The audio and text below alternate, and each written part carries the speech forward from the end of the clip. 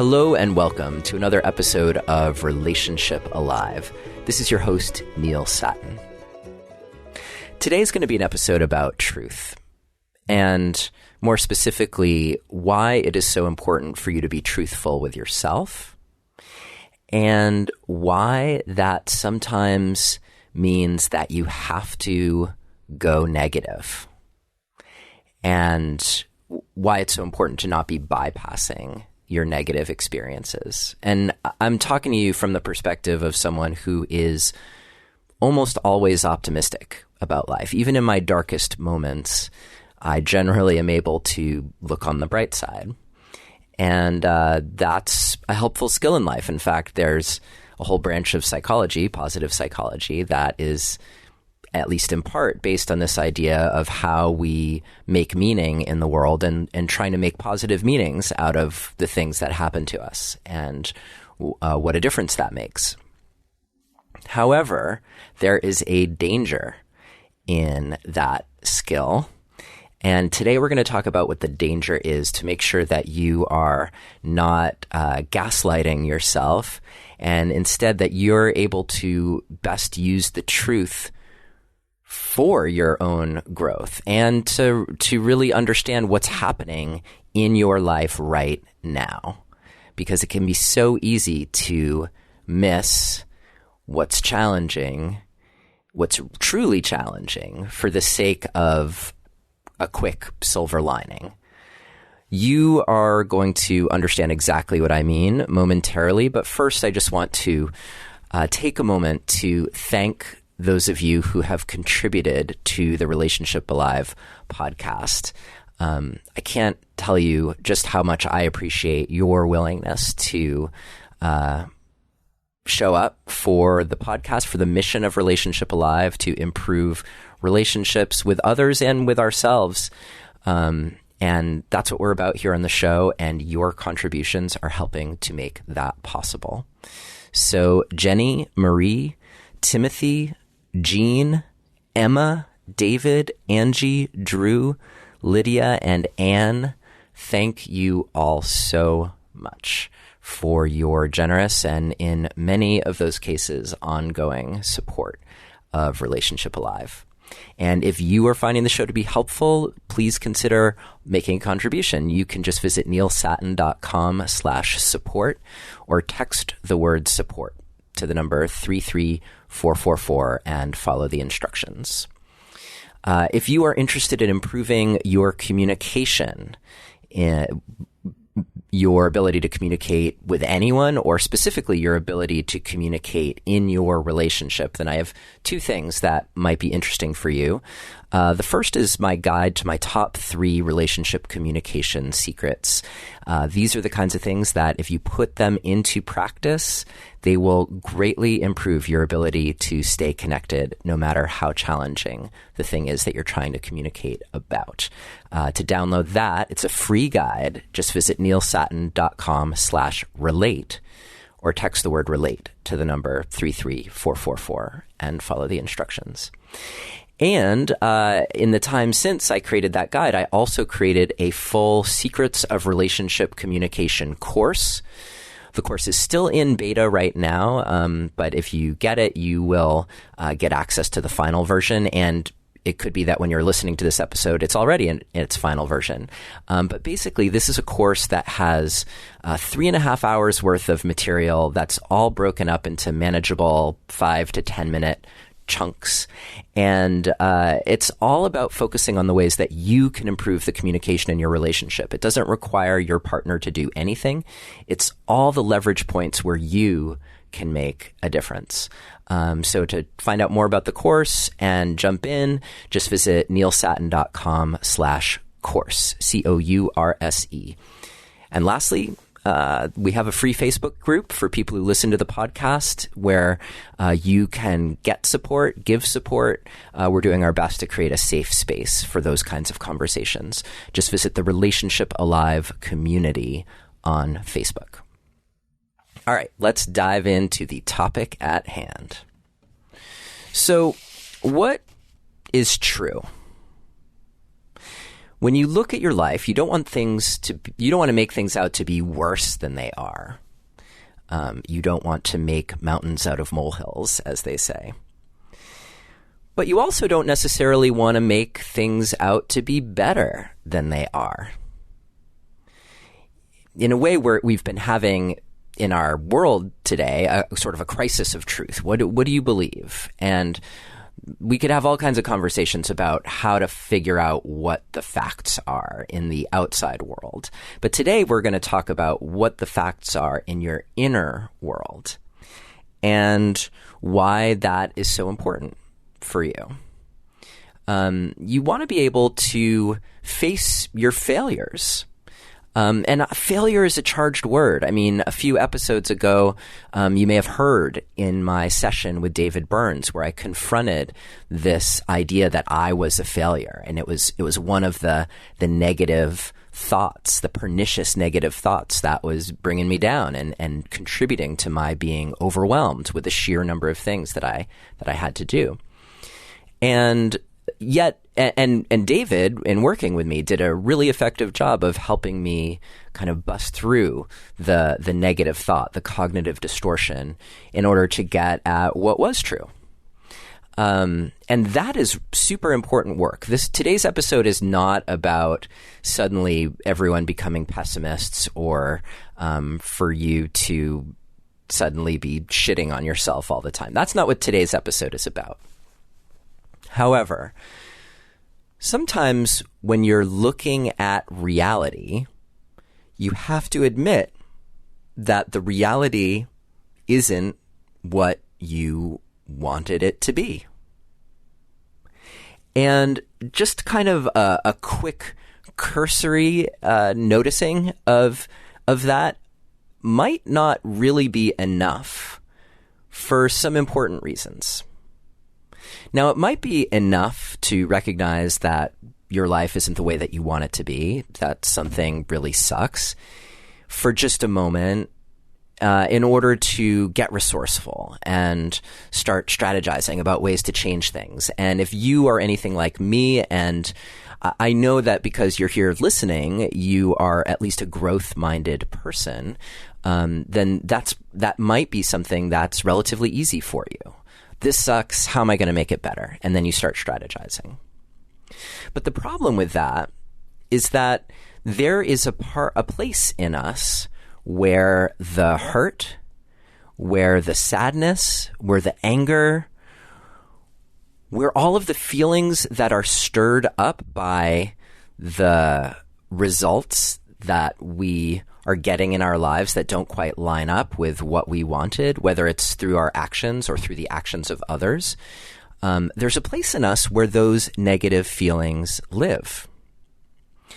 And I feel like I talked about this briefly on a prior episode. I couldn't remember exactly which episode it was. But for me, I learned at a very young age how to be optimistic in true Martin Seligman fashion. I kind of taught myself how to do that to deal with some of the things that were happening in my home when I was growing up. And it's a great ability. Again, like, don't get me wrong. This episode is not about denigrating optimism or resourcefulness. It's super important.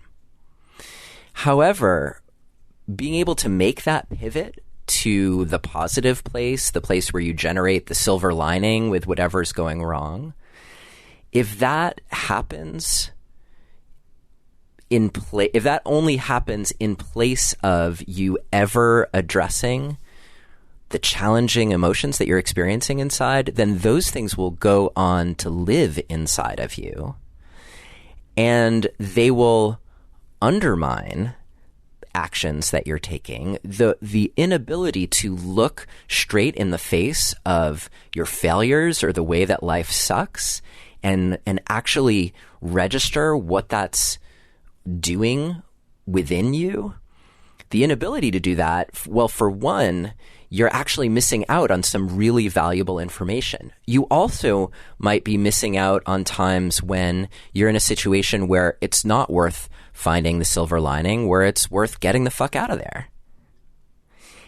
And So it's really important for you to embrace your entire inner world, and your entire inner world includes not just the extreme inner emotions of joy and lust, which can be super joyful if it doesn't turn into something chaotic and negative in your life, just to name a couple. And there are also some challenging emotions in there. Your hurt, your pain, your sadness, your rage, your fear, right? You gotta really mine those things as well for the valuable information that they are giving you about your world. So if your go-to is to be like, well, this isn't so bad. Like, here's some valuable things about this moment. That's great. And if you never actually confront the full scope of the information that is happening within you, then you could be doing yourself a huge disservice and missing out on the opportunity to heal, which only means that over time you'll accumulate the negative baggage of emotions that your system learns are not confrontable. So then your system, your inner guidance mechanism will start doing all kinds of crazy things to help you avoid those emotions. So let's talk today about how to do some repatterning so that you can actually take those emotions on and fully experience them, and then get to the silver lining part. Because you want to be able to see things for truly how they are. So this came up for me. I've been pretty open recently about how I've been going through a grieving process since my marriage ended, which was about a year ago. And I'm not going to get into the specifics, but I will say that that relatively recently, I had the recognition that part of what was keeping me stuck in this particular, I'd reached a plateau, let's say, in my grieving, was an unwillingness to truly be with the parts of me that were in pain, that were hurting, that were angry. And so as I did what I naturally do, which is gravitate towards like the growth and the learning and all of that stuff, I was doing that, but I was actually noticing within me having a really hard time connecting to that in a way that felt authentic. And so that was really confusing for me, because I was like, well, wait a minute, like this is how I operate. I'm a positive person, and I'm not going to let this drag me down. I'm not going to let this get in the way of my living my fullest life and enjoying life, et cetera, right? So I was thinking all of those things, but in the end, something kept pulling me back. Now, I know myself well enough to know that I'm tethered in a land of optimism and positivity. So the fact that I kept wanting to be dragged back to a place of pain or anguish, it didn't worry me like it might worry me if I had a tendency more towards depression. So as we're talking about this stuff, it might be a good moment to mention that it is really helpful for you. It may be really helpful for you, especially if you're someone who tends toward the negative or tends toward being depressed, to get support in a moment like this, to make sure that there's someone there to help you stay anchored in why life is worth living. Because when you face something that sucks head on, eventually you'll probably get to a place where you put it in perspective. I was chatting with someone last night about how it's almost like if you are worried about negative things dragging you down, it's almost like you're getting in the bathtub with your negative things, and you pull the plug and everything just kind of like circles around the drain, including you, and gets dragged all the way down. That's not what this is about. This is about you staying outside the tub, but being willing to truly look at and face, and maybe dip your toes into the water of all that black, dark, negative stuff that's there. Or maybe it's purple. I don't know. Or if you're really into purple, maybe it's green. All right, you get the point. The color doesn't matter. What matters is that you want to be able to fully experience it. And then when you're done, then you pull the plug and the negative stuff goes down and you are safely outside your bathtub or sitting on the edge, but not getting drawn down with it. So it's helpful to have someone to support you, whether that be a coach or a counselor or a really good friend who has your back no matter what. And to talk about it ahead of time. You know, you might say, all right, I'm gonna really look at these dark places and I just want to make sure that I stay safe and tethered in reality. Can you help me? It's always good to line up as much support as you can before you go to these places. And I'm going to talk to you about how to ensure that you go there in as productive a way as possible. But, you know, disclaimer, it might really suck. It might be painful. You might cry. You might feel rage. All those things are possible. So be prepared. This isn't necessarily the easiest work. And if it were, we wouldn't be having this conversation. It is natural to want to avoid these uncomfortable feelings, because probably when we were younger, we were discouraged from feeling these feelings. And, you know, that could be, a well-meaning parent coming over when you've skinned your knee and saying, hey, you know, it's okay. Don't worry. It's not that bad. When within you, everything is screaming out and crying, what are you talking about? This is horrible. Like, look at my knee. It's red and bleeding and this sucks. And in a way, you know, our well-meaning parent in that moment is doing a bit of gaslighting, you know, is telling us, no, your reality isn't what you think it is. Listen to my reality. My reality is that it's not so bad. And that can create a lot of cognitive dissonance in a young person, and that cognitive dissonance gets perpetuated into your adult life, where you might be in a situation where, you know, your proverbial knee is bleeding and calling out to you, and yet for some reason you're like, this isn't so bad. And then you wonder why you can't make clear decisions in a situation like that. Well, the reason you can't make clear decisions is because you are at war with yourself. The parts of you, the very valuable, resourceful parts that want to make everything okay, that want to protect you and keep you safe, like those parts are active and are, in a sense, going to battle against the parts of you that are raging and saying, this is not okay. This is not okay. Everything is not okay. And so today's show is really about how you reconcile those two. That's why we're here today.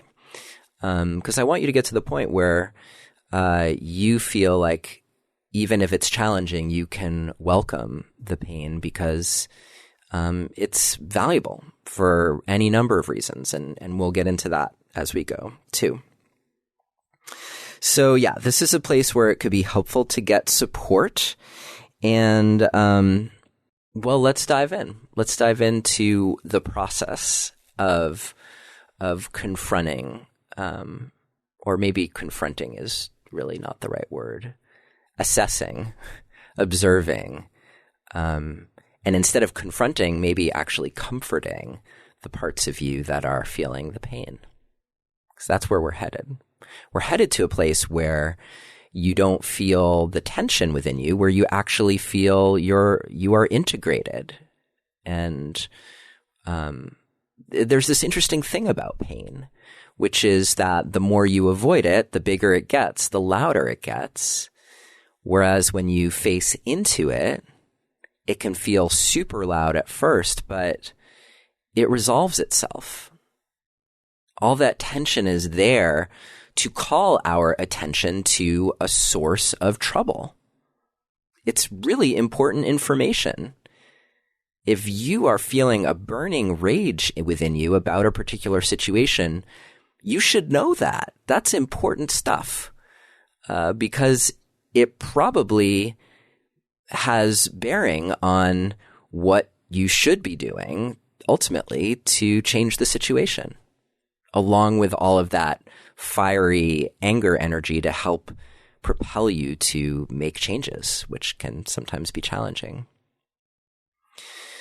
So actually, I like the idea of dialogue, inner dialogue, when it comes to this sort of thing. And that can be something that you do out loud, whether with a witness like a therapist or a coach, or, alone in your room.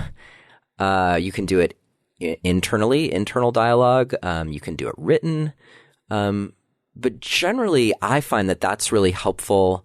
If you're a visual person, maybe doing it through drawing would be really helpful.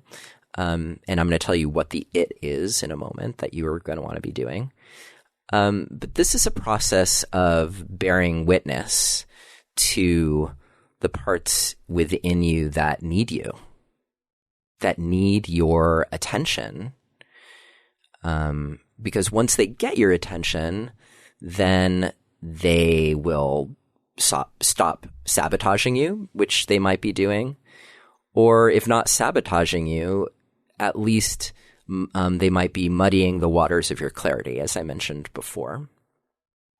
So this is about showing up for those parts of you and bearing witness, and it will be so valuable in terms of clearing the air and what comes after.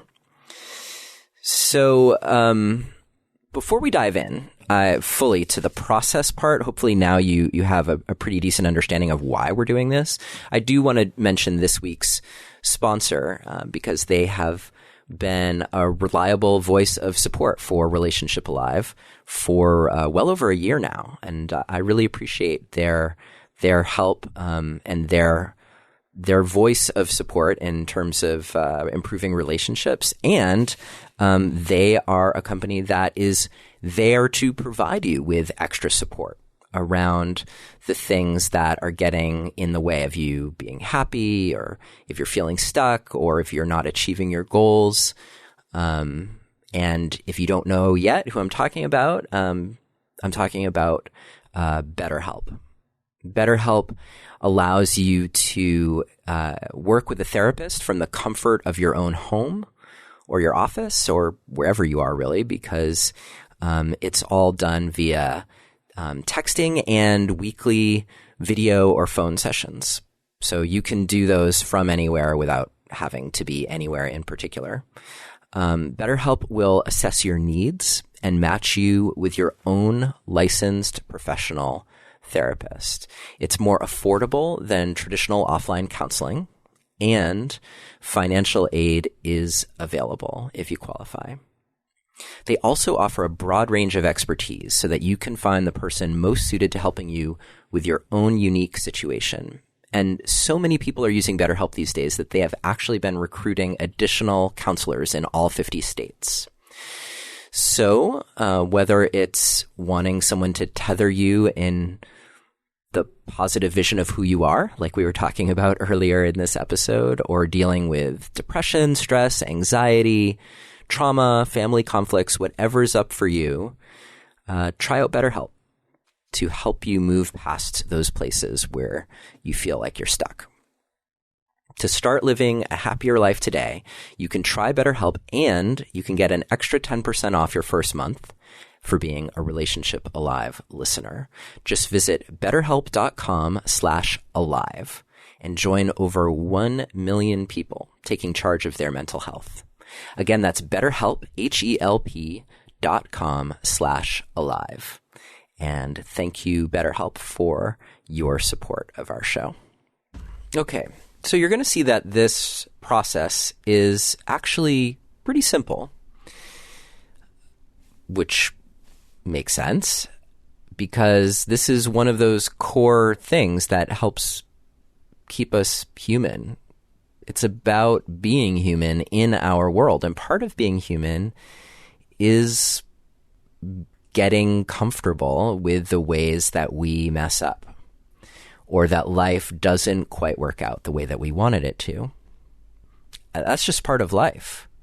So my goal for you is for you to get comfortable with the fact that life isn't always exactly what you wanted, and to let that be okay, not okay in terms of like, well, that's just how it's going to be and I'm going to accept this condition.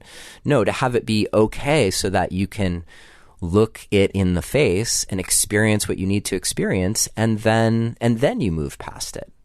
It is overall a constructive experience. It's just that the constructive part happens as the result of allowing yourself to feel what's challenging. So set yourself up with some quiet space, with a journal or some drawing paper, whatever it is that you need. And this is a time to fully acknowledge what it is that sucks. What has gone wrong? Where have you failed? What are the things that were done to you that were horrible? What are the things that you did that you could have done better? Where when you look back on it, you realize, oh, like I did this, I was doing my best, but what I did was the wrong thing, or what I did actually was counterproductive, or what I did actually just kind of sucked. Your goal is to look back over all of those things and to first like see how clearly you can paint the picture of just how bad something is. And I want you to get as much detail as you can, because this is all raw material for later. Later, when you do go into silver lining mode, which you will probably do, that's where all this stuff can be so important, to have the real information. Oh, wow, this is a place where I lied, where I lied to myself, or where I lied to my partner or my boss or whoever it is. Or this is a place where I should have set a boundary and I didn't, and look at the consequences of that. Or this is a place where someone pushed past a boundary and I didn't take a stand for myself. I wonder what was going on with me there. So as you paint this picture, you may notice a few things. You may notice your own curiosity come up. What was going on with me there that allowed me to do that? Why did I do that? And those why questions might take you deeper. Or you might also start to feel or see the parts of you that are really hurting from having gone through that experience. So when you just realize how blatantly awful an experience is, that may bring up the tears, the sinking feeling in your gut, the desire to curl up into a little ball. I'm just going with some of the things that I end up feeling in these situations. And as those things come up, can you let yourself cry the tears? Curl up into a ball? Shout in anger? Can you let yourself give voice and expression to those feelings that are bottled up inside of you? If it's anger, maybe you write an angry letter telling someone how angry you are about a situation. I'm not suggesting that you send that letter, but that you give voice to the part of you that's feeling it. Or maybe you punch your pillow or a mattress or something like that, just as a way of letting your body mobilize that energy. This process is for you. It's not about other people. It's not about whether it be apologizing or making amends or getting revenge. It's not about that. That stuff comes later. This part is about you getting in touch with the parts of you that feel the pain and giving them a voice, mobilizing your negative feelings and giving yourself a safe container to feel them. And the point is that by feeling them, you are going to be freeing those parts of you. They will feel heard. If you've heard my episodes with Dick Schwartz about internal family systems, then you know that I believe, along with lots of other people, that there are these parts of you that are holding the sort of the responsibility, the burdens of these negative feelings, and they will hold on to them until they are allowed to unburden themselves.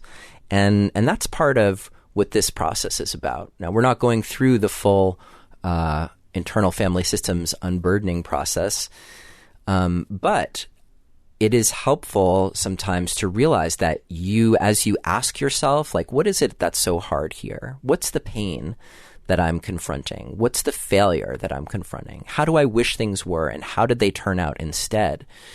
You are actually witnessing a part of yourself. It's not fully you. You are outside the bathtub, so to speak, and you're filling the tub with all of this pain and information, but you are not the bathtub. You are witnessing the tub. And so that allows you to connect with the part of you that's bigger than what happened. And so to connect with that part of yourself, to be that part of yourself, and then to show up for these hurting parts of you. So the first part that we went through was naming the feelings, naming the experiences, and then experiencing the mobilization of that energy within us, the energy of pain, the energy of fear, the energy of anger. And now this is a good time to ask yourself, or to ask those parts, what they need to feel comforted, to feel safe, to feel whole, to feel reconnected. And as you're going through this process, just notice what is shifting in you. Notice when certain pain comes up, like you may realize, like, oh, this pain that I'm feeling right now, this actually there's a thread that connects it all the way back to this experience that I had when I was a kid. And then that perspective can end up being really helpful, right? Because like, okay, some of what I'm feeling right now isn't about right now. It's about my history. And you can separate the two out. Now, maybe you have some residual pain from that experience when you were a kid. And this could be a good time to cry and mourn and rage. To do it in ways, though, that are safe for you and for the people around you, right? So getting back to what I was saying, once you've mobilized that, ask those parts, like, what do you need to feel restored? What would help you? What would help you in this moment to just feel comforted in your pain, or to feel like you have an ally in your anger? And see what you hear from your inner world. What does your inner world provide? Maybe you need rest. Maybe you need nourishment, good food. Maybe you need to go for a run. Maybe you need to laugh, watch a comedy, read a joke book. Maybe you need to connect with friends. And then, of course, the goal is to provide those things for yourself.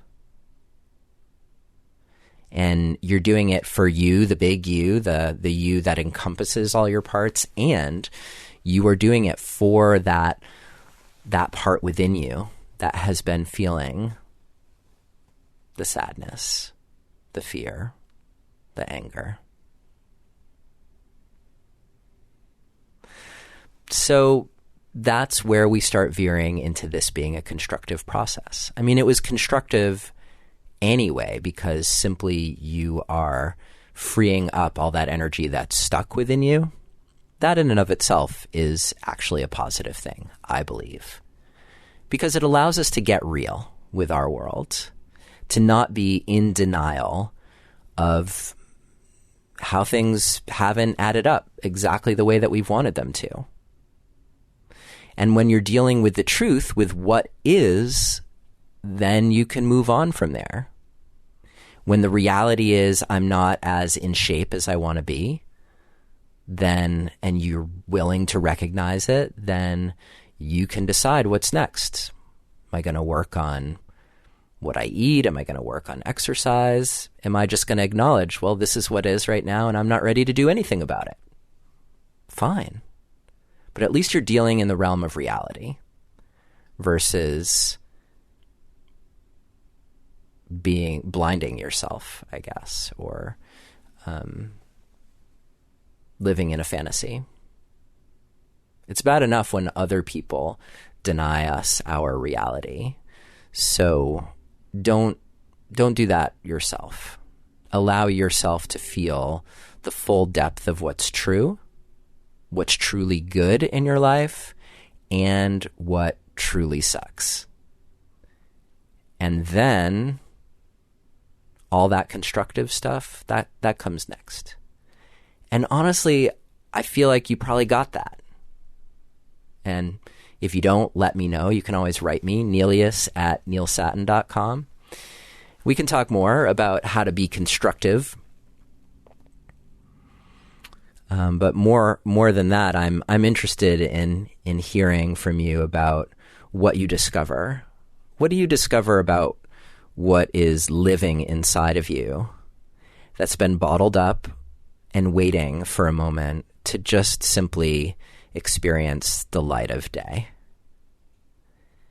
And once it does, my guess is that it will have less power over you, and it will give you more power and agency to be in choice in your life, to be taking responsibility for yourself, which is ultimately what I want for you yourself in your life, and especially in your relationships with other people.